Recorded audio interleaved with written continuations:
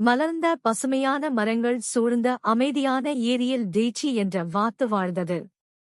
டெய்ச்சி மிகவும் அழகான வாத்து, ஒளி வீசும் அழகான இறகுகள் மற்றும் பிரகாசமான ஆரஞ்சு கொக்கு.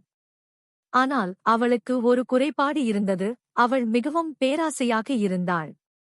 ஒரு சூரிய கதிர்கள் பரவிய காலை, டெய்ச்சி ஏரியில் நீந்திக் கொண்டிருந்த போது கரையருகே மிதந்து கொண்டிருந்த ஒரு தொட்டியில் ரொட்டித் துண்டுகளை கவனித்தாள்.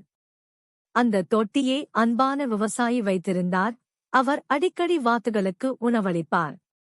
வழக்கமாக டெய்ச்சி அவள் நண்பர்களுடன் ரொட்டித் துண்டுகளை பகிர்ந்து கொள்ளும், ஆனால் இன்று அவளுக்கு எல்லாம் தனக்கே வேண்டும் என நினைத்தாள்.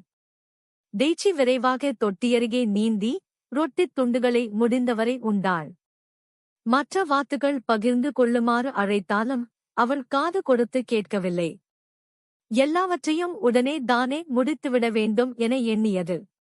டெய்ச்சி தொடர்ந்து உண்டு கொண்டிருந்தபோது தண்ணீரில் ஏதோ ஒளி விழுந்ததை கவனித்தாள். தொட்டியில் இருந்ததை விட பெரிய ரொட்டித் துண்டுகள் குவியலாக தெரிந்தது. டெய்ச்சியின் கண்கள் பேராசையில் விரிந்தன. அந்த ரொட்டித் துண்டுகளை நான் எடுத்துவிட்டால் எல்லாவற்றிலும் எனக்குத்தான் அதிகம் இருக்கும் எனக் வாத்து எண்ணியது. தயக்கமின்றி டெய்ச்சி கொடியை விட்டுவிட்டு பிரதிபலிப்பை நோக்கி நீந்தினாள். ஆனால் அவள் எவ்வளவு தூரம் நீந்தினாலும் ரொட்டித் தூள்களின் குவியல் கைக்கு எட்டாதது போல் இருந்தது. டெய்ச்சி வேகமாகவும் வேகமாகவும் துடுப்பெடுத்தாடினாள். நொறுக்கு தீனிகளுக்குச் செல்ல ஆசைப்பட்டார். சாப்பிட எதுவும் மிச்சமில்லாமல் முட்டாள்தனமாகவும் வெட்கமாகவும் உணர்ந்த டெய்ச்சி மெதுவாக கரைக்குத் திரும்பினாள். அவள் மிகவும் பேராசையுடன் இருந்தாள். அவள் ஒன்றுமே இல்லாமல் போய்விட்டாள். அன்று முதல் டெய்ச்சி தன்னிடம் இருப்பதில் திருப்தியடையவும் மற்றவர்களுடன் பகிர்ந்து கொள்ளவும் கற்றுக்கொண்டாள்.